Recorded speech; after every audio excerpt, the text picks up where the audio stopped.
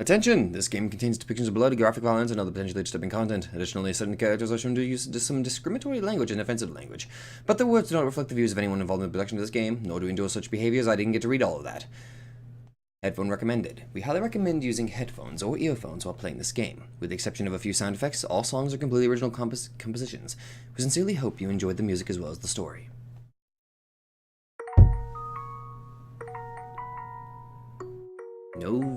Novik Tackle.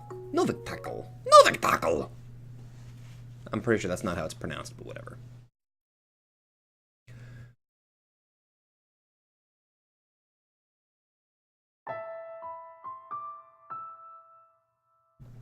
Hello there, everybody. So, Bottom92 and welcome to the house in Fata Morgana. I know jack squat about this, other than the very, very pretty art style. Like, this is like legitimately pretty artwork. Alright, so this is technically going to be taking the place of Umineko while we're waiting to start episode 8. This would be a kind of a break of sorts. And, to be honest, this was something I was legitimately looking forward to. Holy shit, I just now realized that that's a hand up there. Shit, I just realized that! Alright, also, there is no voice acting for this. So guess who's going to be doing the voices?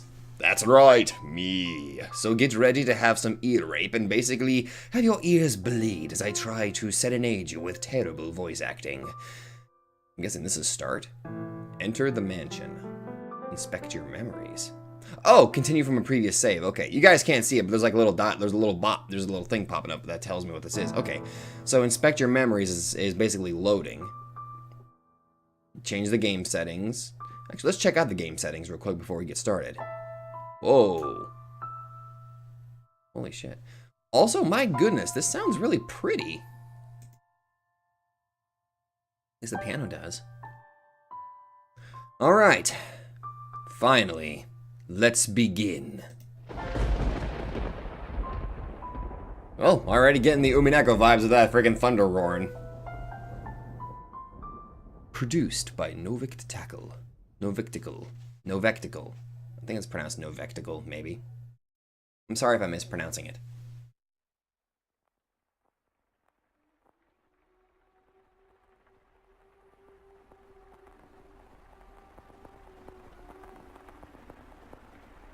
There is a house. Oh. This is dialogue, okay. That sits beyond dark, dense woods. Like the world fading into view after a dream. That old mansion appears before you.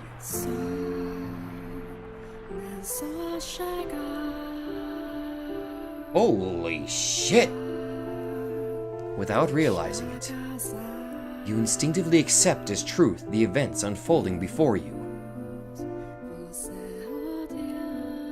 What the hell is this song and why does it sound so pretty? The house lives in perpetuity, an amalgam of myriad fates and generations.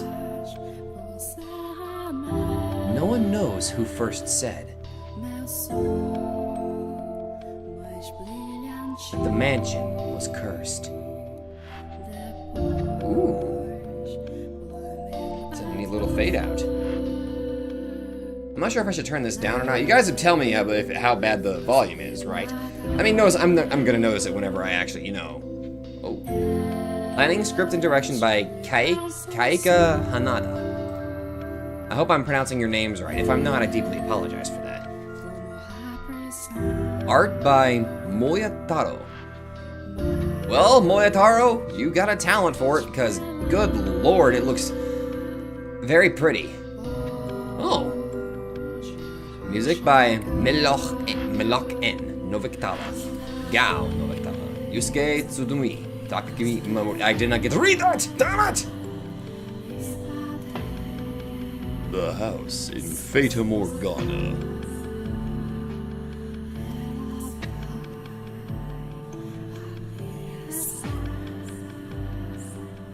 This is almost disturbing with the music. And that's a good thing! Our Father, who art in heaven, hallowed be thy name.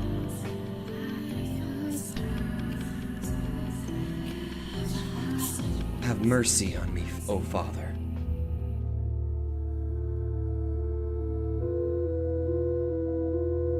And cast their souls into eternal damnation. Kinda dark. Oh well. That's what I'm getting myself into. Oh. Hello. I was looking down upon a corpse. My own corpse. I was afflicted with great despair. At the sight of it being dragged to the place of my crucifixion, my soul crumbled, and I was wholly extinguished. Indeed, I did once lose everything.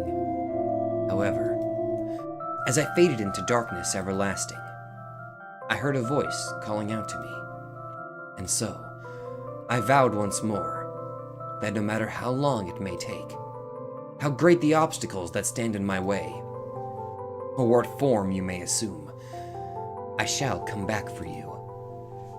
That I must return to that house.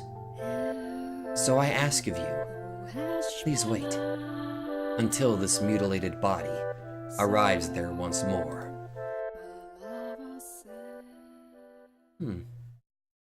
Your consciousness, wavering like a ship at sea, was slowly drawn back to the surface.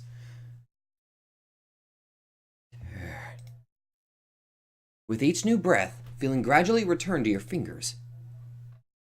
Master. You could hear the pattering of rain from somewhere. Master? And the sound of a crackling fire.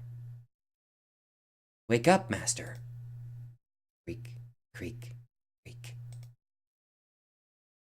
Wake up. That's some visceral sounds. When you came to, you were rocking back and forth in a rocking chair. The room was dimly lit. Aside from the flickering of the fireplace, there was no other illumination. No light shone through the closed windows. There was only the pitter-patter of rain on the glass. It was as though the whole mansion had been enveloped in darkness. Oh, splendid. You have finally awoken. Someone called out to you. You were about to search the room, but that turned out to be unnecessary. The source of the voice was crouching beside the chair, looking up at you with emerald eyes. Oh. Hello. Good morning, Master. Good morning. Oh! Good morning. What is the matter? Are you still waking up? You seem rather drowsy. Come now, you must gather yourself. Though I am glad to hear your voice. I have simply been waiting so long for this moment. Tending to the mansion all by my lonesome, ensuring it was ready for your return, whenever that time may be. When I caught sight of you through the window, my heart fluttered. The time had finally arrived. You were perplexed. This woman who looked like a maid seemed to know you, but you had no memory of her. What kind of herbal tea would you like to start your day with? I have some wonderful chamomile leaves if you would like. Ooh, chamomile tea sounds pretty good right now. Or perhaps your tastes have changed since last we met. Tell me, Master, what would you like? I beg your pardon. I allowed myself to get too excited. But I hope you will be sympathetic, Master.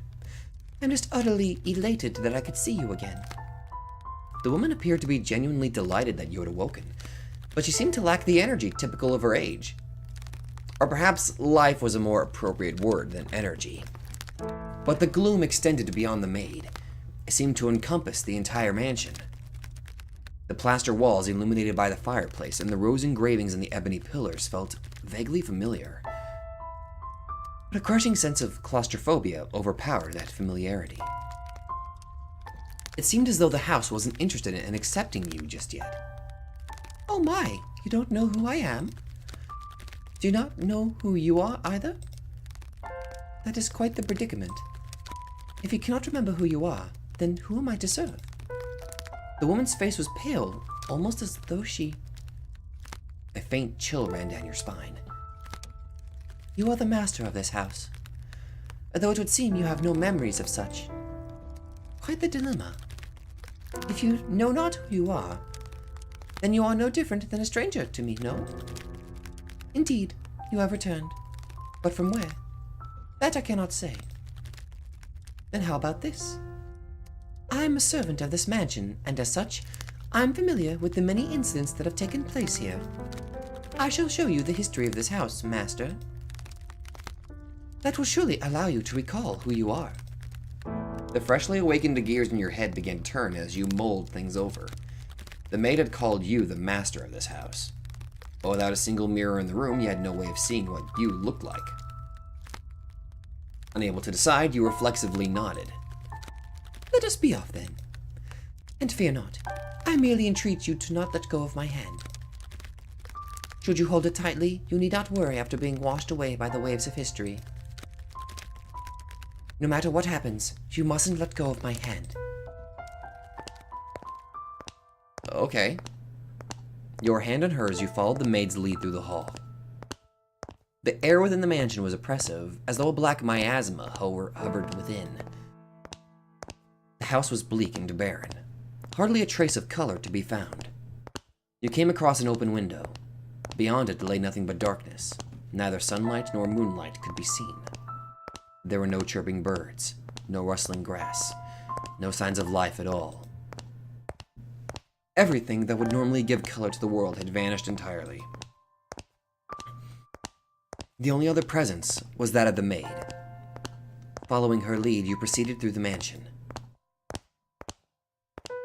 After some time, you arrived at a double door, the glass within shattered. The door, once pure white, had long since faded into a dull gray. It appeared to lead to the back garden. You could hear children laughing on the other side.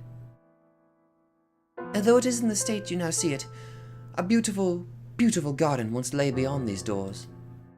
The owner of the time enjoyed gathering the rare species of rosa from all across the world. At its grandest, it seemed every flower was in constant competition for the most majestic bloom. Would you like to see this wonderful era of splendor and prosperity? I very much hope it is to your liking, master. The maid opened the doors to the back garden. A sudden gust of wind brushed across your face, forcing you to close your eyes as you followed the maid out the doors. When you next opened your eyes, the world was no longer blanketed in shadow.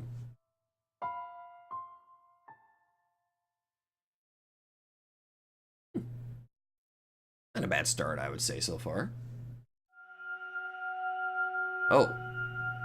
The first door. Okay.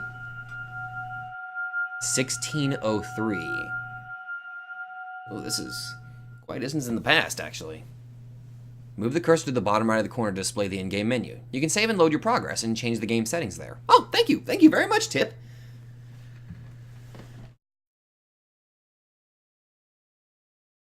The mansion had an alluring air of beauty about it in that era. It was almost like something out of a fairy tale. This period of history could perhaps be described as a symphony of destruction, as cumbersome principles of old came crashing down.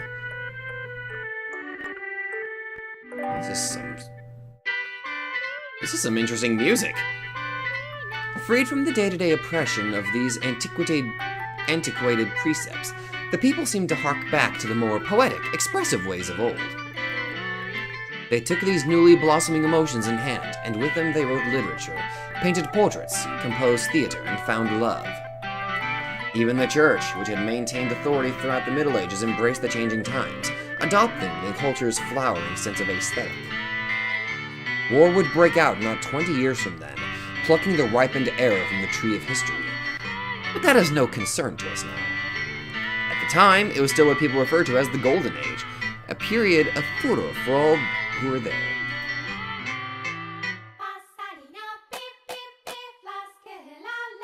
Oh, this is pretty! Now, let us take a slight detour. No, we will not be changing locations.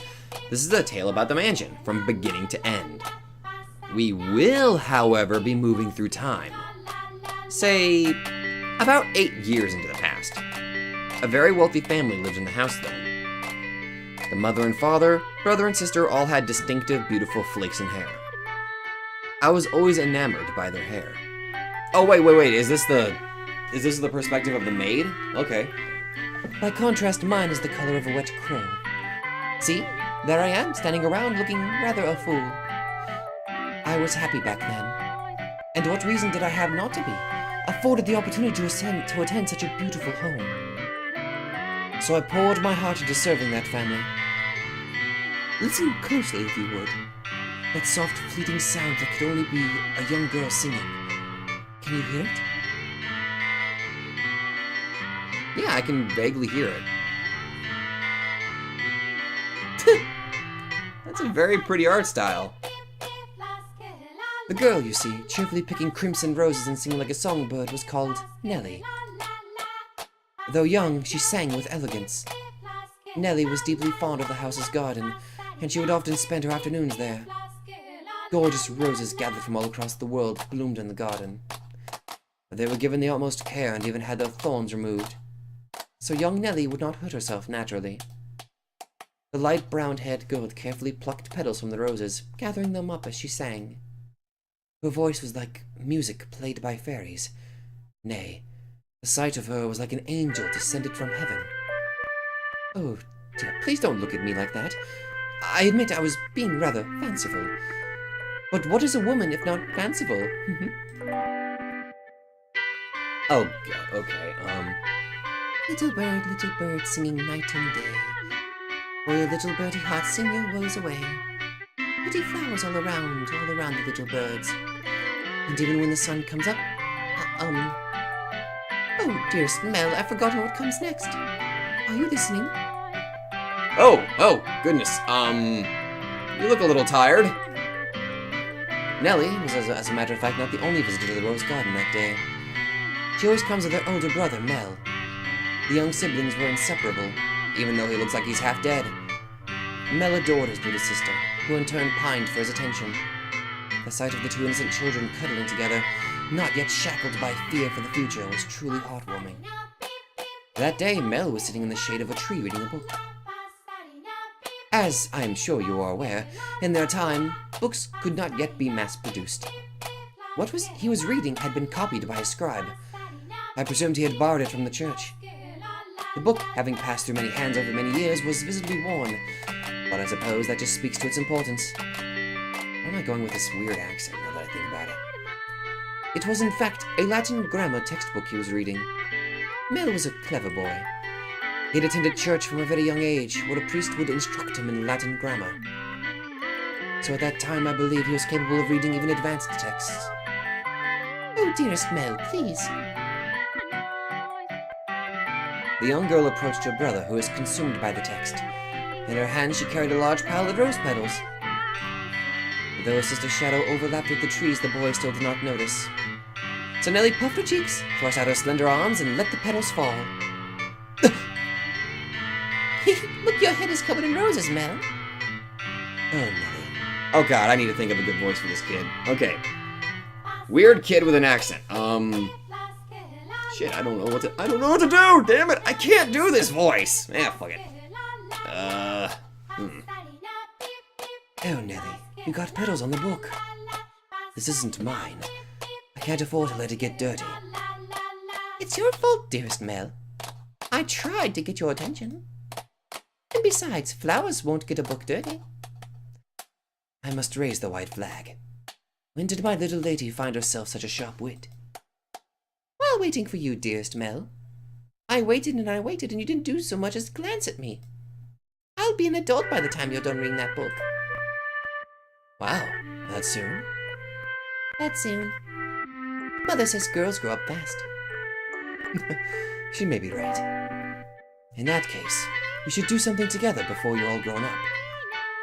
Surely you won't play with me any longer when you become an adult. That's not true. I'll still play with you even when I'm grown up.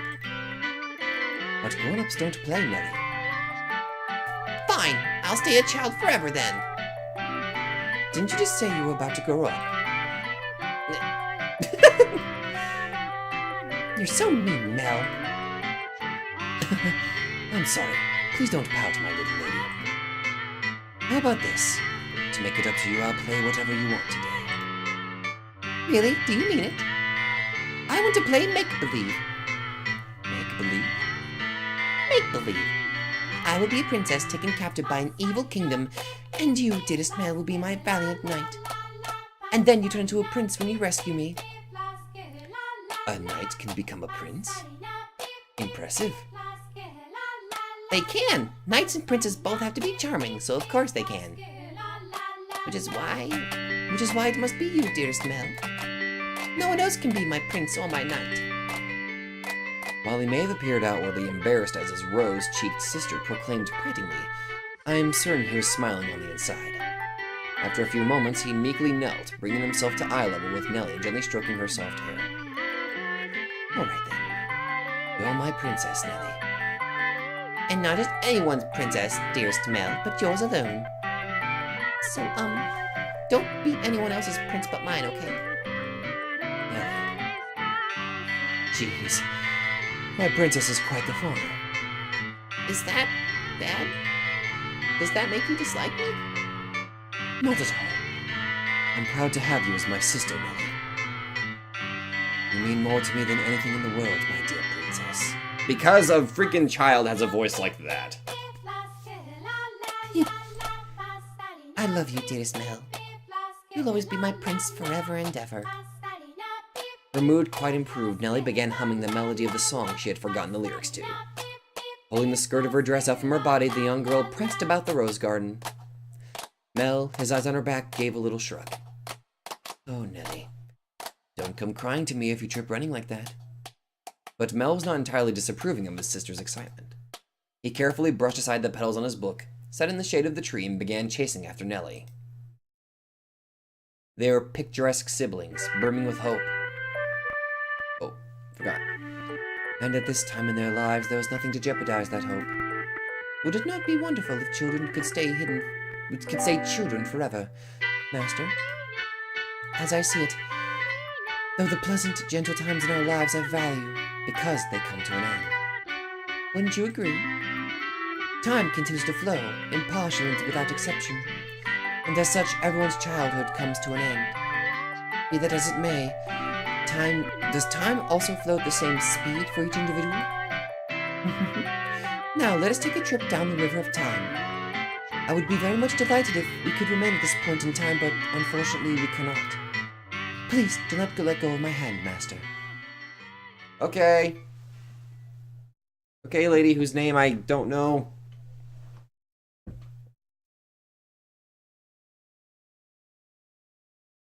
I'm gonna take a sip here real quick. Oh, hello. Oh!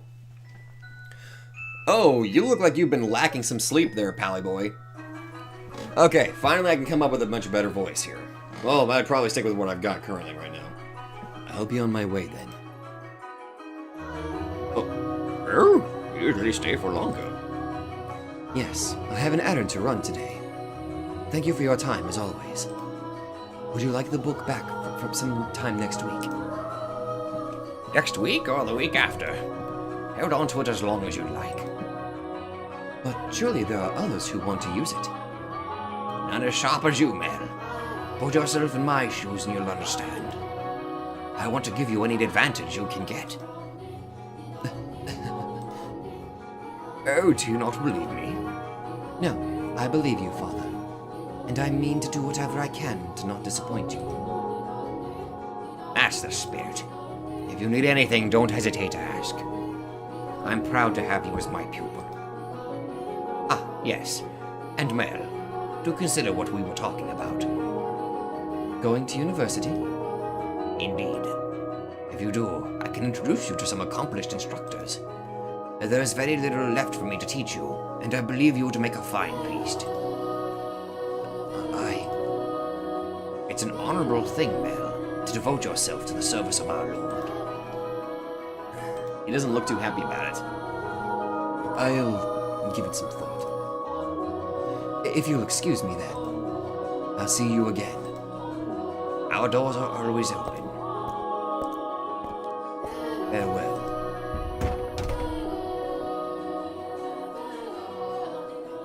Whether it's in the service of God or the service of the church, it is an honorable profession. But theology, I wouldn't mind attending university, but I'm not sure. kind of like to do something different. Something more befitting of the times. As for what, though, I'm stumped. But I need to make up my mind soon. If I drag my feet for too long, even my father is liable to grow impatient. Mercy me. Young sire, blessed young sire, arms for the poor. Ah, this beggar. If I'm not mistaken, he's been outside the church since the last week. Alms. The way he shakes his head. I can get a glimpse of his forehead under his hood. He's completely bald. Buy yourself some bread with this. Ah, thank you. Thank you very much. May the Lord bless your soul. Thanks. The Lord. Oh no. Nellie's going to be cross if I don't hurry home. Curses. It looks like it's going to rain. Master. Master. Oh, thank goodness. You appear to have a firm grasp on your consciousness. I was afraid you would accidentally let go of my hand. Now, Master, this is a period of time I truly wish to show you. The boy reading in the rose garden was now a fine young man. Nonetheless, he still bore the same gentle eyes as before, and he would, from time to time, show remnants of that innocent young boy.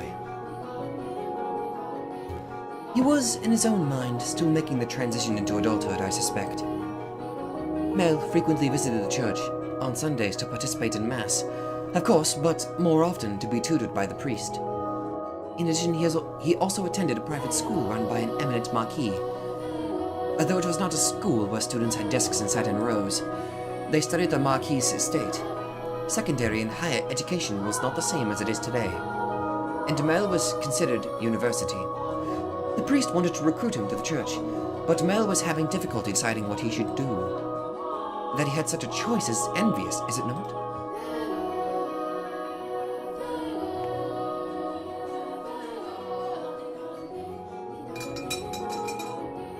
Good afternoon.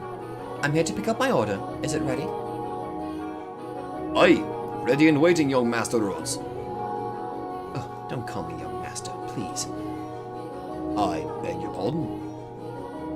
Kinda seemed to get me out ahead out of the past. The order's right here, sir. Mel had stopped at a jewelry store in the center of town on his way back from the church. The building was both a workshop and storefront, and the nobles of the area were deeply fond of the master's wares. He was so skilled that even the royal family had commissioned work from him. As a matter of fact, the wooden sign out front was engraved with a replica of a piece of his jewelry said to be on display in the palace. As artistry flourished in this Gilded Age, the number of shops selling luxurious items such as jewelry rose in kind. However, the clientele of these shops comprised a very narrow range of people. May I have a look? Of course, of course. Good. It came out just as I hoped. Splendid work. Can't afford to disappoint a loyal customer like yourself. An admirable work ethic. I'm sure she'll love it. I'm kind of getting deeper in the voice, but I'm just trying to find a voice that fits. Such a kind lad, young master. A boy back home could do well to learn a thing or two from you. Every man ought to show women some cordiality. Coming home to a cold fireplace is a sad thing indeed. Again, please don't call me young master. My apologies. I'll take this and be on my way then. Good day. If you find yourself in need of aught else, just let me know. I can make any jewelry you ask for. Come to me and your sweetheart's day will be sure as made. And I guarantee the two of you will have all sorts of fun when you give it to her. But please, I don't have a sweetheart. Huh? Well, that's a surprise. I'm sure many girls are vying for your hand too, young Mr. Rhodes. Fine family, good looks, charming, and your future's all but...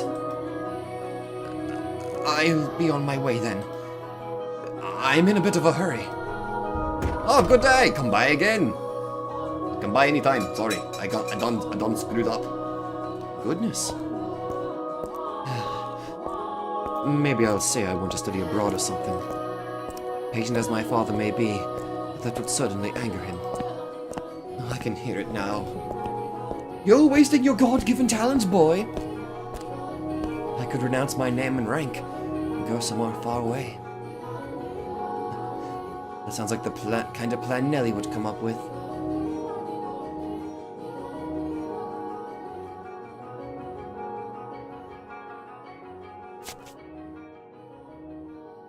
As he drew close to the mansion, the rich fragrance of roses grew more prominent.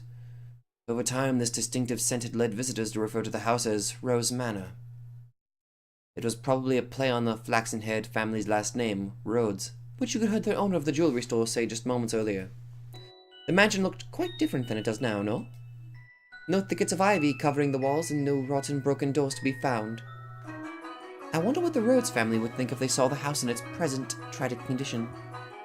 Sight of their abundantly blooming roses, a veritable symbol of prosperity long since withered and turned into soil. My apologies, I got a little sentimental there. Let us forget, for a moment, about our own time. I suppose I stayed a little too long. Oh well, the sun still shines high in the sky. I'm sure it's... Oh! Dearest Mel, what took you so long? Where have you ever been? I've been waiting forever! Oh my god, this is such cute art. It's definitely different, but my goodness. You can tell a lot of care was put into it. Nelly? You're not in the house? Nope, you were taking so long, I decided to wait by the gate. But you didn't even notice me, at all! Is that any way to treat a lady? All that studying's got your head stuck up in the clouds. No, it hasn't, really. Also, you're heavy. Could you please get off my back? Oh my! Heavy? I've been gradually reducing the amount of sweets I eat, and I love sweets, to maintain my figure for a new dress, and you call me heavy? I didn't catch that. Were you saying a tongue twister? You're such a dimwit, Mel. Jerk, blockhead, weakling, baka. And obnoxious to boot. Whatever happened to the delightful little girl who was once my sister? She'd probably throw a fit if I said that out loud. Should you really be outside, Nelly? You are the star of today's event. It's fine. We can call it a birthday party, but I know it's just about fraternizing. It's obvious what Father's true motives are. He'll be gathering a bunch of boys from good families to look for someone to marry me off to. I have no interest in that at all. Don't be like that, Nelly. They're all here for you. At least enjoy what you can of the party. I guess. And besides, not completely terrible. Look at this, dearest Mel. What do you think? What do I think? About what? About... what? Mel! My new dress! It arrived. I'm wearing it. How could you not notice? I did notice it was something I hadn't seen before, but you have so many dresses, Nelly, so... But this is the dress I had made just for today. It's probably gonna rip your balls off, dude. Look at the colors, they're so pretty. Yes, it is actually a very pretty dress. It's the work of a renowned dyer. And this belt is just lovely. You see how it comes together to form a butterfly? Is it a golden butterfly? Oh, it's a purple one. Oh, I'm just absolutely in love with it. I think I'll be wearing this dress for a while to come. So tell me, what do you think? Does it look good on me? Yeah, it does. It's pretty. In some ways, I guess she is still a delightful little girl. Oh, dearest Mel, I love you. Whoa! Don't jump on me like that! Oh my, you dropped something. And what have we here? Wait! Hold on, no! You can't have that yet! Is it a present? Give it back! I was going to give that to you later! I knew it! It's for me. Just what could it be? Hey! Don't open it! What's the big deal? It's going to be mine soon anyway, isn't it?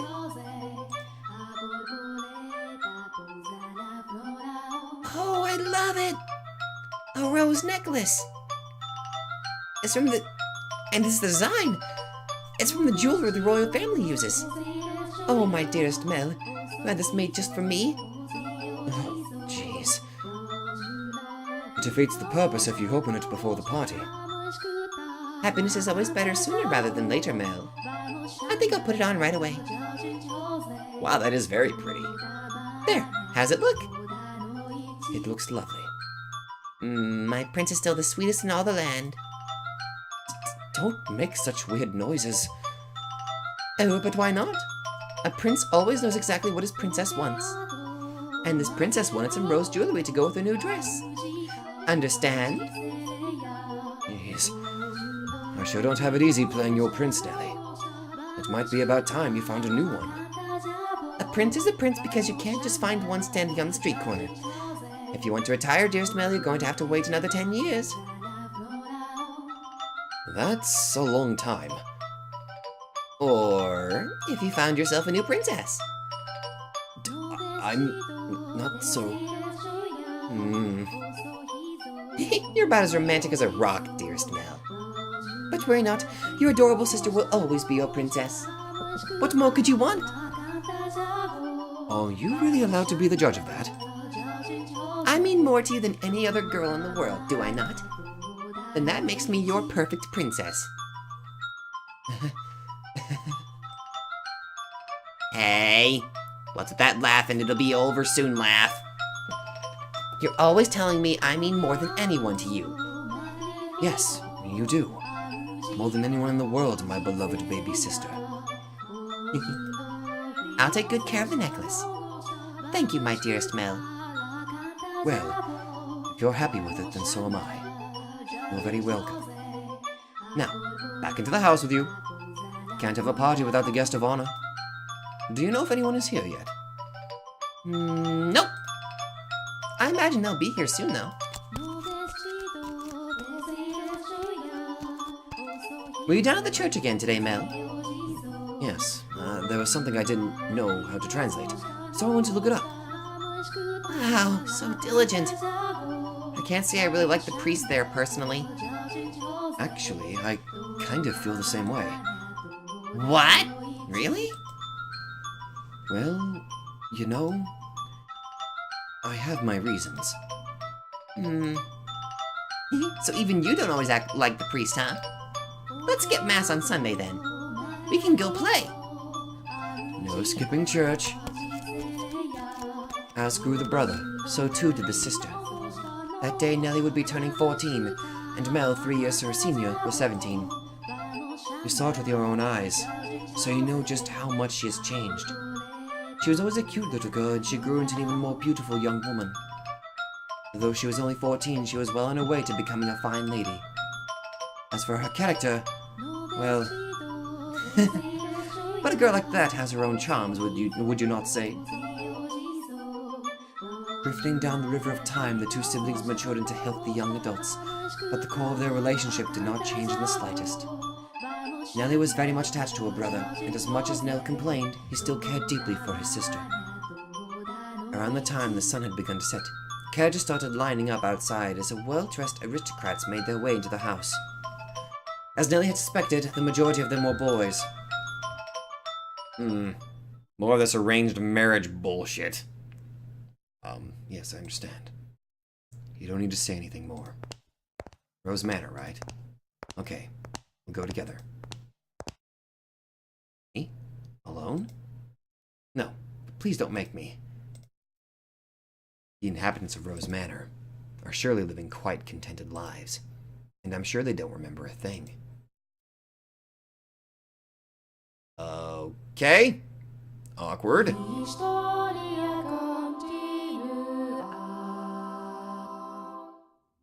Is that a chapter break?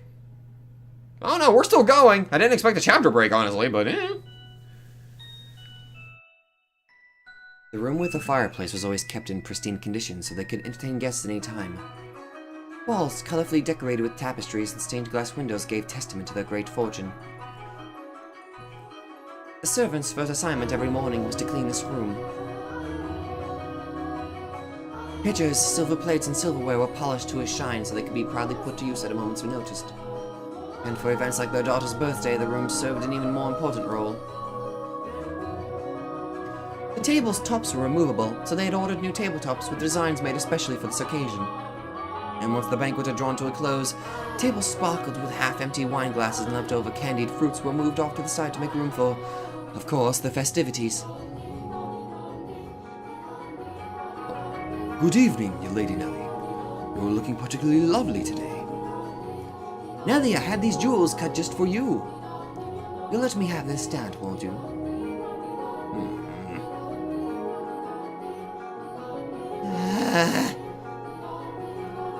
What's the matter, Nellie? You look exhausted. These are pretty good. Want one? I know you like sweets. They're apples, candied in rock sugar, I think. You disappoint me, dearest Mel. What do you think is the matter? They just keep coming. It never ends. It's driving me up the wall. Everyone's just repeating the same lines they've been taught. They all think pretty jewels and request a dance are enough to make a girl swoon. But I think that is true for you, Nellie. Though, why is she disappointed with me? I think I'm done with birthday parties after this year. They'll probably throw an even bigger one next year. Huh? Why? Well, you know, you're about that age, Nellie. We are a reasonably distinguished family, so there are a number of different houses that would like to have connections with us. So what you're saying is, do it for the family. No, that's not... I won't date or marry anyone. I have no interest in being used as a pawn in their inner family politics. Pawn? I wouldn't go that far. And I'm sure Father wants to let you choose yourself. You know, someone you actually love. I never thought I would hear you talking about love, dearest Mel. You don't even understand what makes Shakespeare's play so beautiful, and you're talking about love?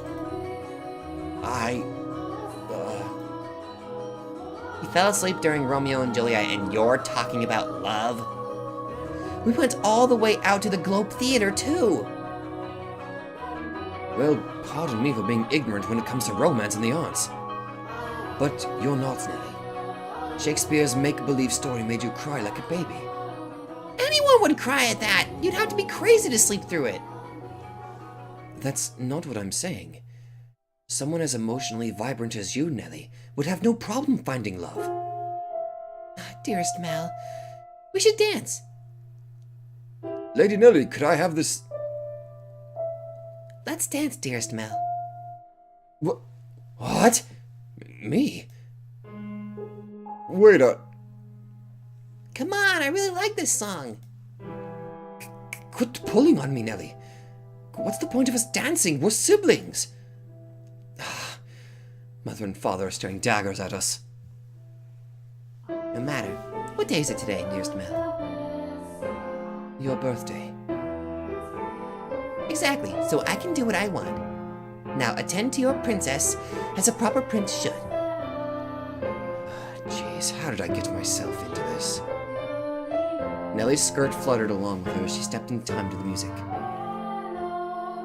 She was not only a skilled singer, but a skilled dancer as well. Mel, on the other hand, fumbled over his own feet trying to keep up. One would be hard-pressed to describe his dance abilities as good, even as flattery.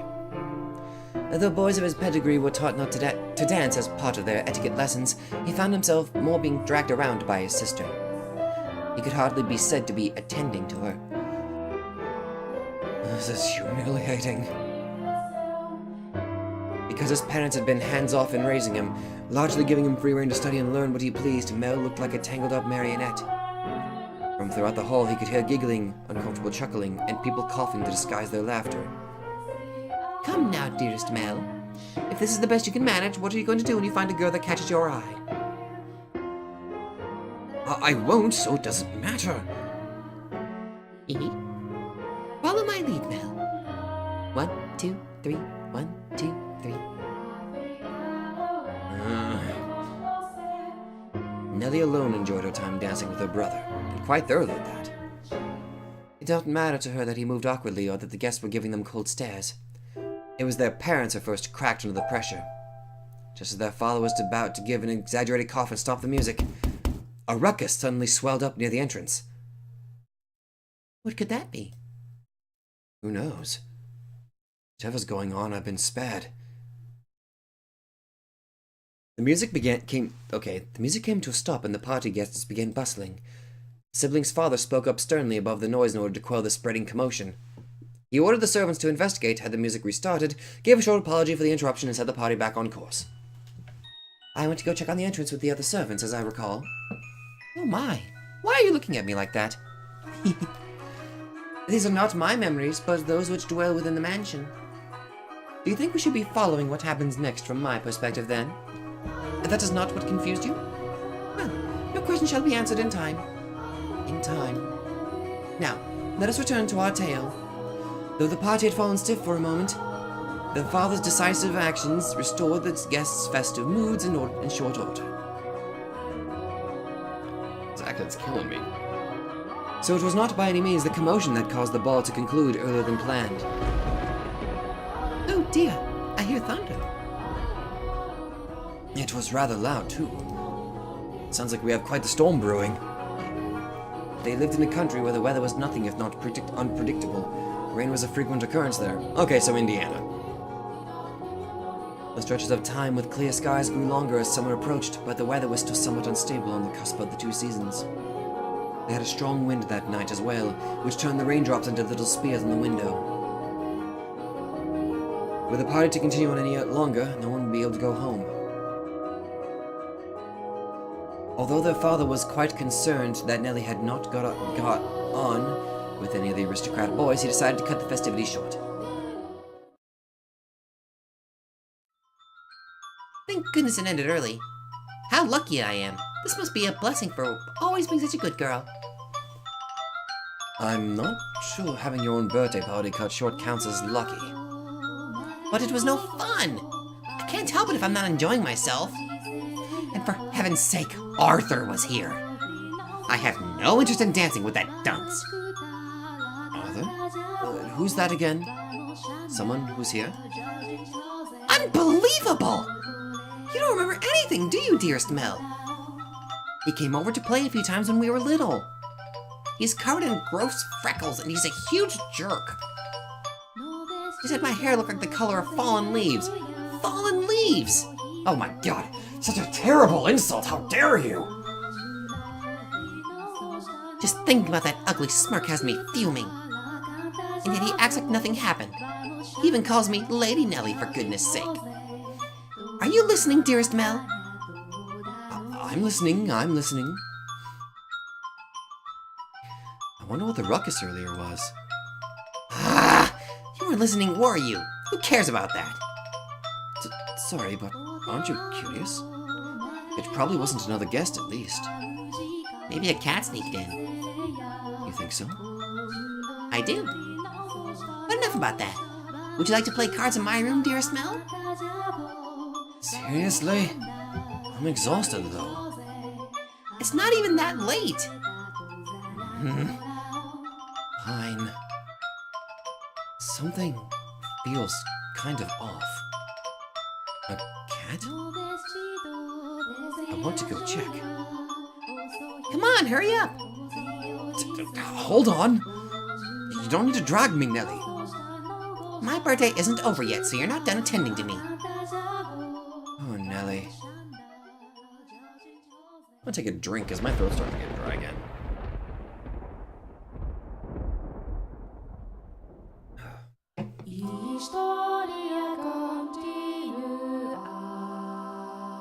Christ, that was short! But we're still going. We haven't even reached an hour yet. Oh, holy shit, I just now noticed that there's a friggin' flower in the background. I just now noticed that. Is that a rose? The rain just won't let up. I can't sleep. I wonder what the commotion earlier was about. Oh, for goodness sake. It's all the storm's fault. That's why I can't sleep. I'm just fretting over nothing. I'm sure Nellie was right. It was just a cat. Maybe a dog. I can't sleep. I hardly ever have this much trouble falling asleep. What could this feeling be, I wonder? It's not quite foreboding. Walking around the house at this time of night isn't going to help anything, but I'm not going to fall asleep just lying here. The only sounds that could be heard in the dark corridors were the sharp pitter-patter of the rain, his footsteps, and his breathing. But though he was intimately familiar with the layout of the house that night, the hallways felt like an endless labyrinth veiled in shadows. Oh god, this music. No moonlight shone through the windows, so he naturally found himself moving cautiously, despite being in his own residence. Keeping the palm of his hand pressed up against the chilly wall, he put one foot in front of the other. But to where was he supposed to head? Mel, of course, had no way of answering that question himself. If he had anything, it was guidance from above, the path to his destination lit by flashes of lightning. Perhaps there was something else leading him along. Though he progressed with a fair bit of hesitation in his step, Mel was slowly but surely drawing near to one room in particular. He made his way through the seemingly endless halls. Past the living room, its fireplace long since cooled. Into another corridor.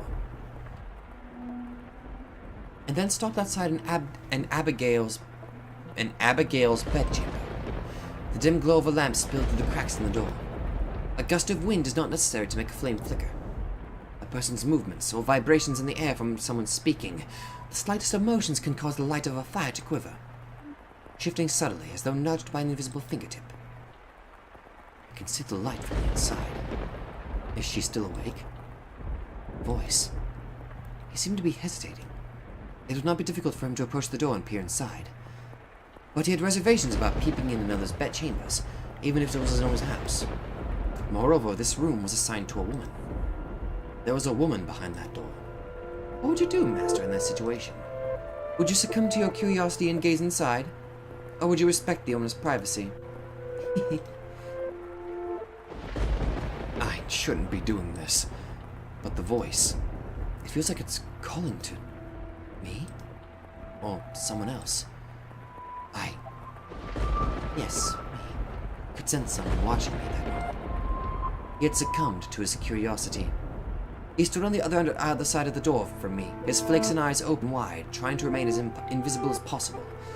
The wavering in his heart seemed to create faint ripples in the air, which I pretended not to notice.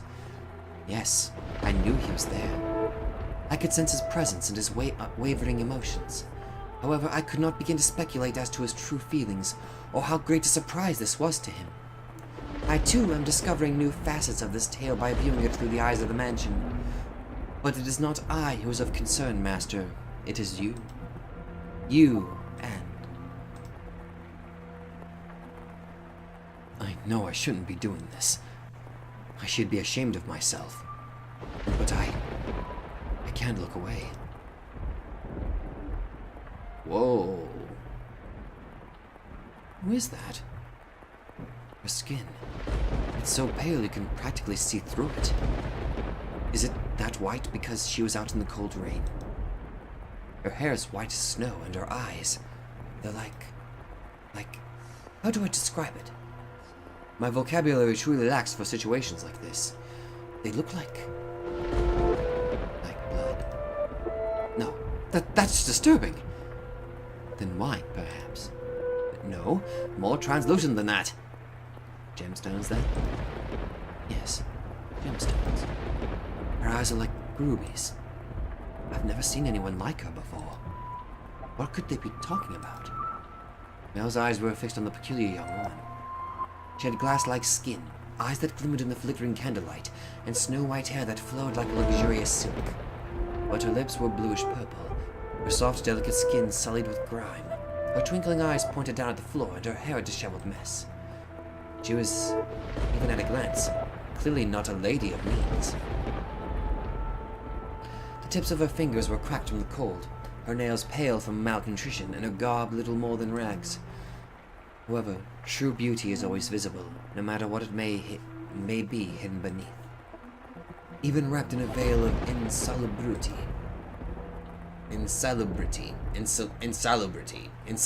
Sorry. Even if she thought herself hideous, I wonder what happened to her. Mel could no longer avert his gaze from the girl's visage. He had, for the time being, forgotten the shame he felt for peeping. As he strained his ears to hear the conversation taking place inside, a sickly voice arose from the white-haired girl's purple lips. So feeble was the sound that a gentle breeze blowing through the room could carry it away. I apologize for the trouble. Oh, think nothing of it. Give your apologies and thanks to the mistress. Understood. There's something strangely comforting about this house. Almost as if I'd been here before. If my father were here, I'm sure he would be quite fond of it. I'm sorry about your father. There's nothing you could have done, I imagine. When you came to our rescue, he was already... Rescue?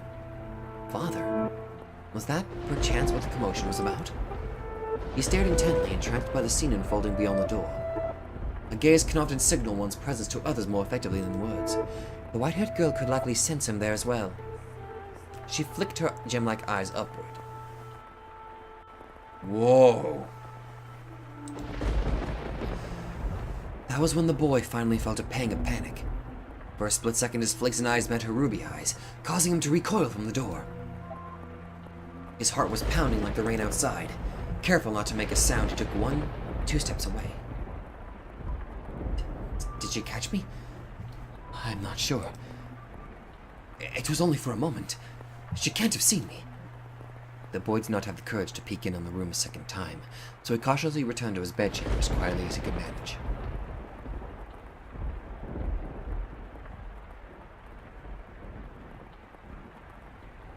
But even beneath his covers, he could not erase that girl's eyes from his memory.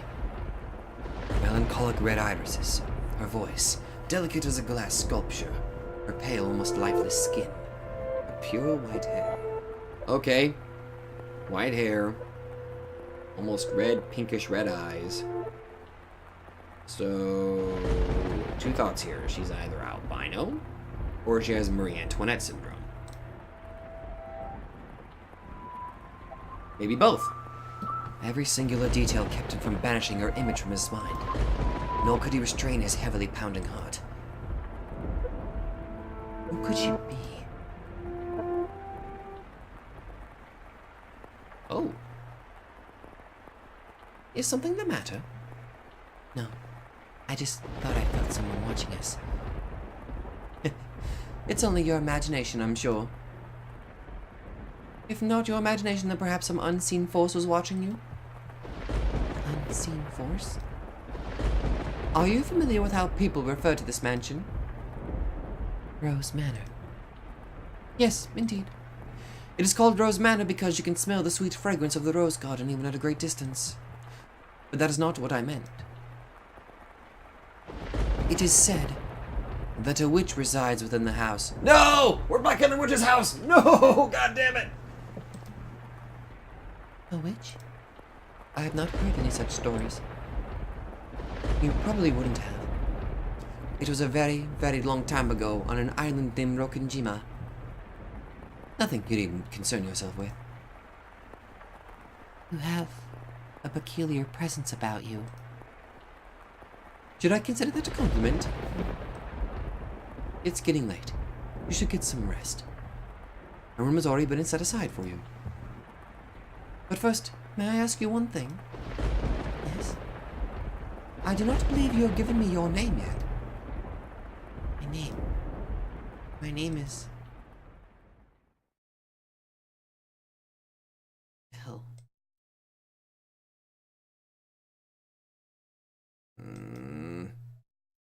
Wake up! Get up, Mel!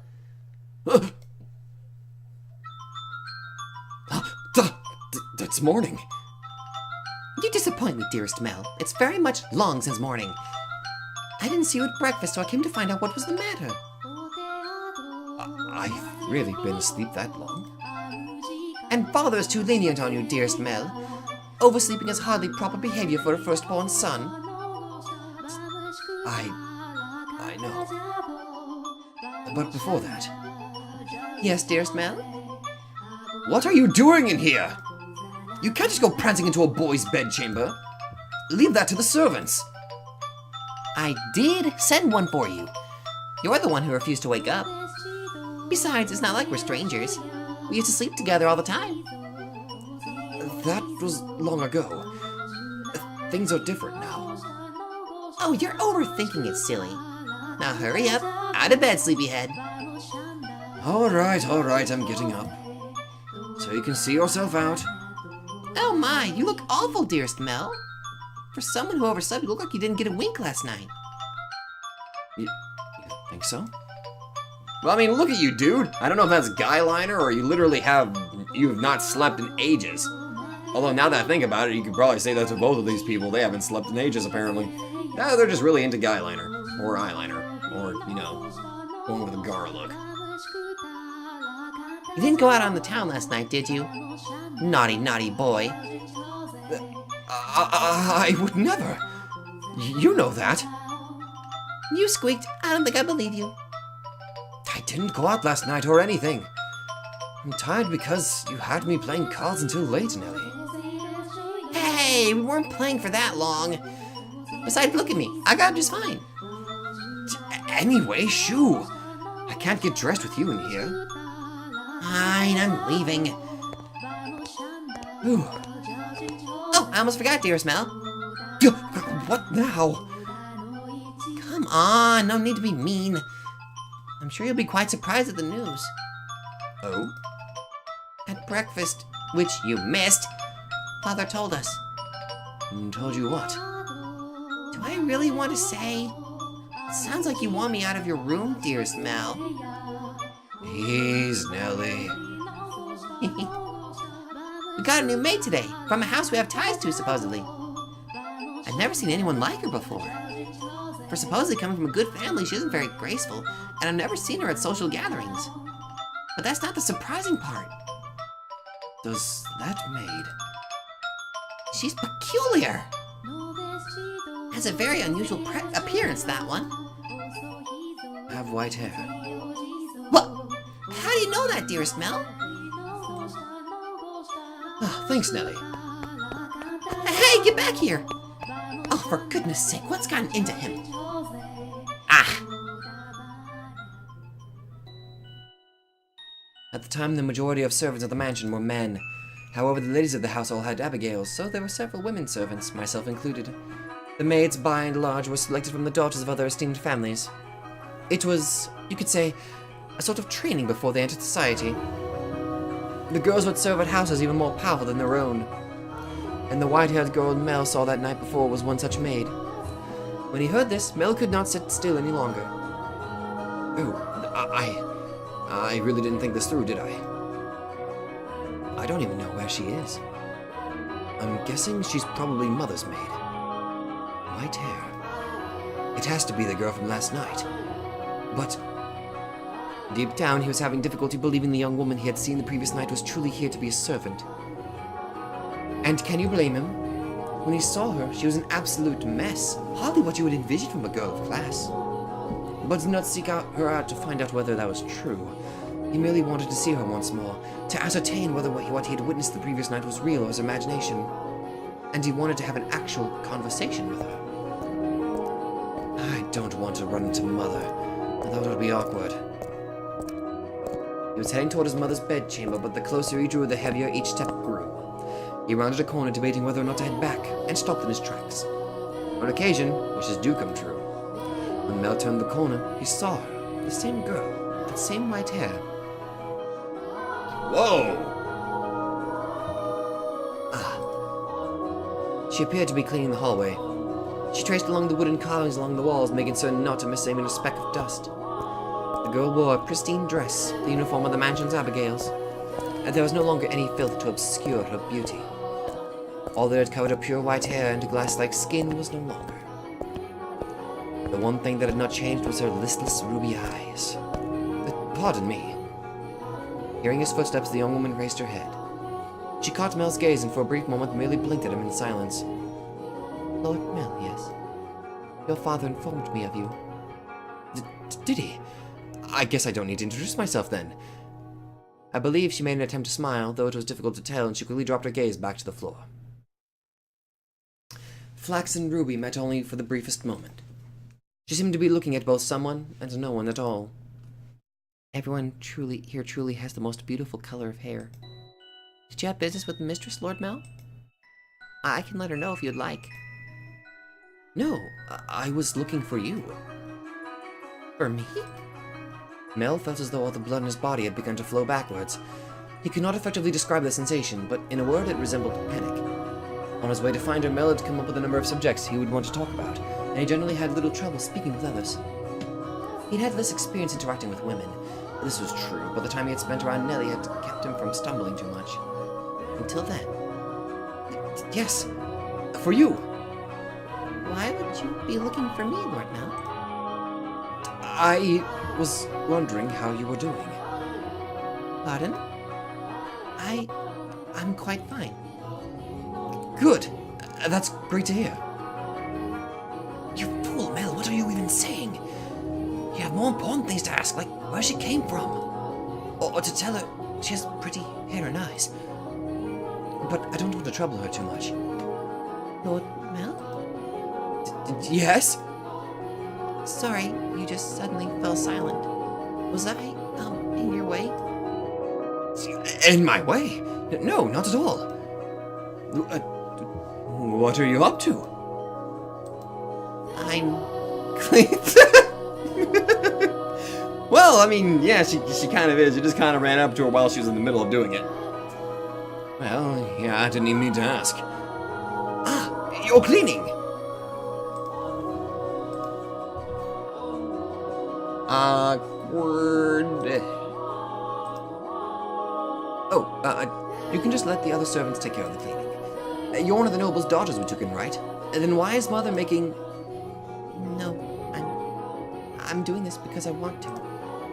The mistress appeared to be busy, and I could not simply be idle. But I enjoy cleaning. Well, if you say so. Say, yesterday. This mansion is truly a thing of beauty. All the many roses in the garden, even the furnishing has had a great deal of thought put into it. This family must have a wonderful sense of aesthetic. Oh, yeah, thanks.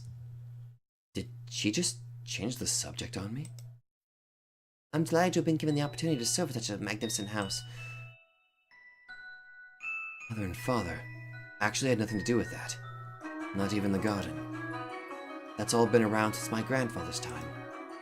This mansion was a complete wreck when he bought it. Oh? Was it? Yeah. Frankly, I'm surprised he actually paid money for it. The chandelier in the foyer was shattered and only half attached to the ceiling. Most of the decorations on the walls were broken. I can hardly imagine. This is a marvelous, impressive house. I'm sure he'd be flattered to hear it. My grandfather was a bit of an eccentric. He liked to do things people didn't expect just to watch the looks of surprise on their faces. Some say he was a bit of a relative of the Yoshirimiya Kinzo. He was the kind of man who would buy a mansion that was beyond repair just to give it a completely new life. Everyone who had seen the property before it was renovated was astonished. They regretted not taking the opportunity themselves, seeing the transformation it underwent. I was just thinking that you're kind of like this house. What do you mean by that? I mean, when you first arrived... never mind. Forget it. She'll figure out you were peeping on her, stupid. She hasn't yet, has she? Yes? It's nothing. The more I think about it, you and the mansion aren't really comparable. Oh? The truth is, it being a run-down mess isn't the only reason nobody wanted to buy the house. They say that all who dwell within this house shall be met with misfortune. Do you believe it? I... I'm just kidding. It's not actually true. It's all rumors and hearsay, embellished to make the tale more exciting. The rumors only started because of how it used to look. If the mansion truly begot misfortune, then we wouldn't still be here. And it wouldn't explain how my grandfather died. Do you know how he passed away? No? How did he? Inside a lovely lady. What? Believe it or not, that was how he died. Together with a young, beautiful woman. His time ran out while he was making love to her, they say. A rather crude way to go. No shit! It took me a moment to kind of oh my god, it took me a minute there. What the Well, I guess you could say he went out with a bang. Oh my god, kill me. But he was hardly misfortunate. What did I tell you? Yes? Just so you know, I promise I didn't inherit my grandfather's propensity for such base behavior. I am pure body and spirit, dedicated wholly to my studies, so... Hey, she left. My apologies.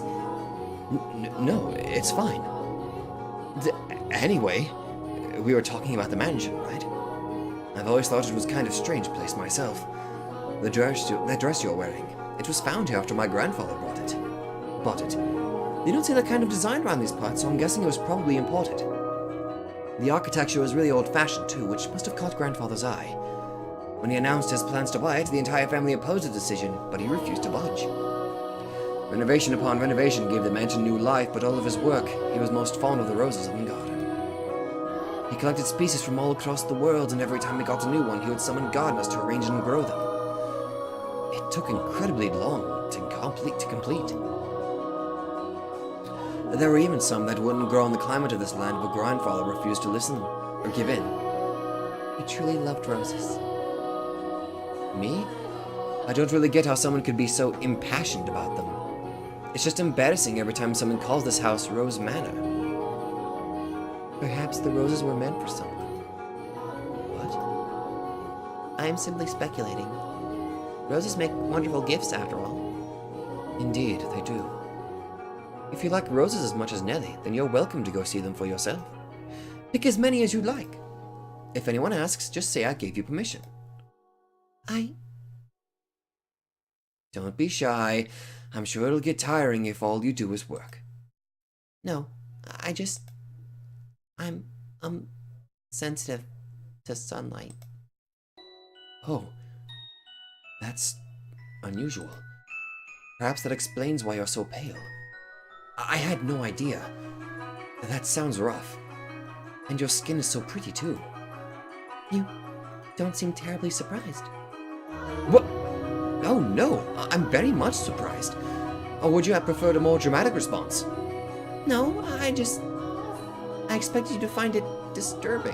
Who the hell would find it disturbing? They're an asshole if they do. I'm sensitive to sunlight and can hardly spend any time outside. That makes me sound like some kind of demonic creature. No, it doesn't! Oh, you worry too much. There's not a monster in the world as sweet as you. Yes? The other maid's teasing you, perhaps? That black-haired one especially. She's... how should I put it? A little frightening. Almost as if she has a steel heart or something. She's impenetrable. Right. She's one of Mother's maids too, isn't she? Now I'm even more worried. Since you refuse to follow my instructions, you're henceforth hellspawn. I can imagine her saying that. Oh, and again. I'm very sorry. No need to apologize. In fact, I wish you would laugh more. She's actually very kind to me, and everything she does with incredible precision and efficiency. She looks so young, and yet she has such skill. How long has she been here in the mansion?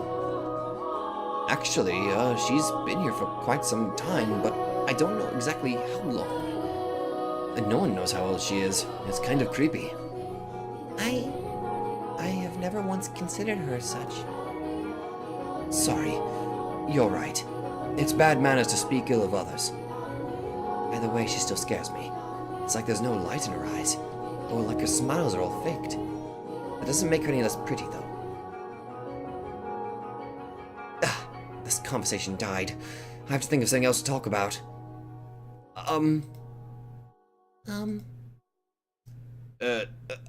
Oh, yes!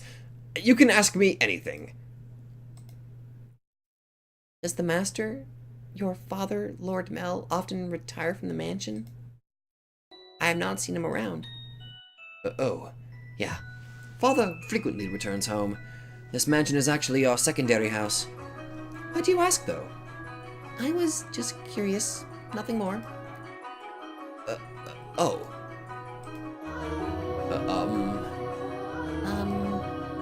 Yes? What is it? One of the maids asked to see me, so I should be on my way. If you'll excuse me. What? All right. See you later, then. Goodbye. Oh, right. One moment. Since you're sensitive to the sun, I can pick some roses from time to time for you. For you to decorate your room. Lord Mel. That's all. Sorry for holding you up. Why am I so bad at this? She definitely thinks I'm obnoxious. I want to hide under a rock. I want to reverse time and try this over again. Roses are not becoming of me. He is too kind.